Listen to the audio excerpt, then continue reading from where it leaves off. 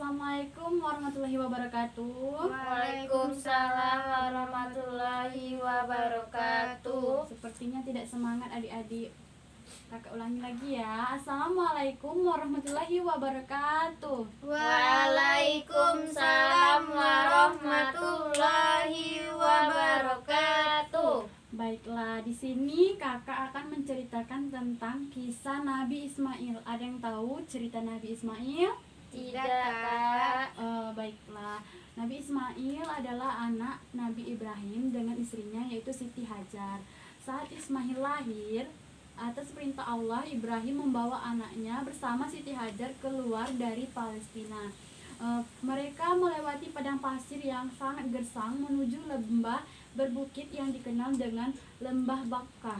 Lembah itu kini merupakan kota suci Mekah. Di lembah itu Ibrahim membuat tempat berteduh dengan makanan dan minuman seadanya. Ibrahim lalu kembali ke Palestina sambil terus berdoa untuk keselamatan Siti Hajar dan Ismail. Setelah berhari-hari di padang pasir, Siti Hajar kehabisan makanan dan minuman untuknya serta Ismail. Ismail kecil menangis kehausan ingin menyusu. Siti Hajar lalu berlari ke sana kemari mencari air untuk putranya yaitu Ismail. Dia berlari dari dua bukit antara Bukit Safa dan Marwah. Kisah ini menjadi asal-usul rukun ibadah haji yang dikenal dengan sya'i atau berlari-lari kecil sebanyak 7 kali antara Bukit Safa dan Marwah. Saat Siti Hajar kelelahan, dia mendengar suara yang memanggilnya untuk membawa Ismail ke tempat tersebut.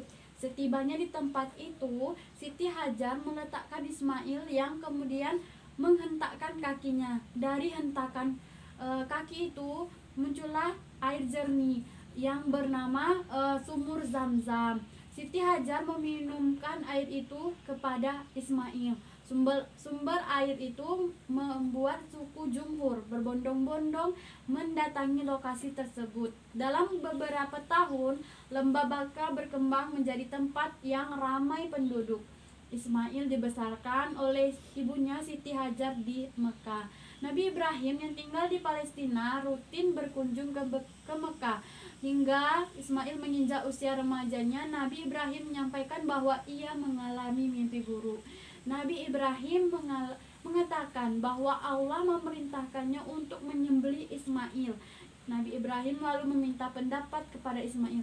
Hai anakku, sesungguhnya aku melihat dalam mimpi bahwa aku menyembelihmu, maka pikirkanlah apa pendapatmu, kata Ibrahim.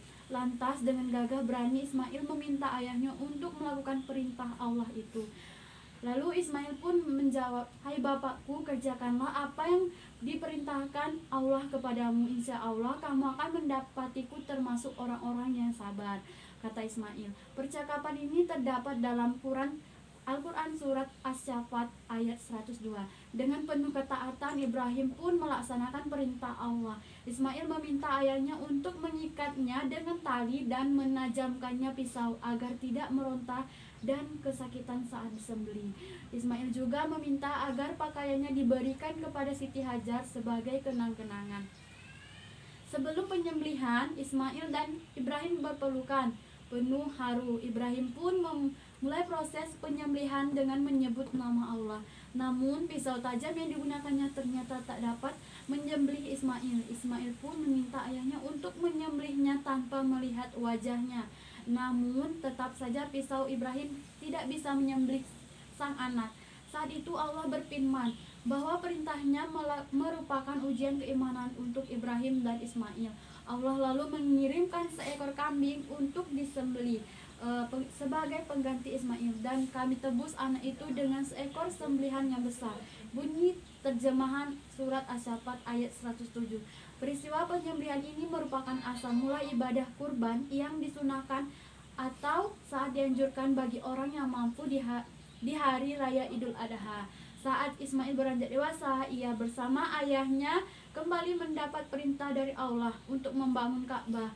di dekat sumur Zam-Zam. Ismail dan Ibrahim membangun Ka'bah dengan penuh doa. Allah pun lalu mengajarkan Nabi Ibrahim dan Ismail beribadah di Baitullah, yang kemudian menjadi asal-usul mula ibadah haji yang terus dijalankan dari umat Ibrahim sehingga Nabi Muhammad SAW. Sekian cerita kisah Nabi Ismail dari kakak. Lebih dan kurang kakak mohon maaf, pada Allah kakak menampun. Kakak akhiri, wabillahi taufiq wal hidayah. Wassalamualaikum warahmatullahi wabarakatuh. Waalaikumsalam warahmatullahi wabarakatuh.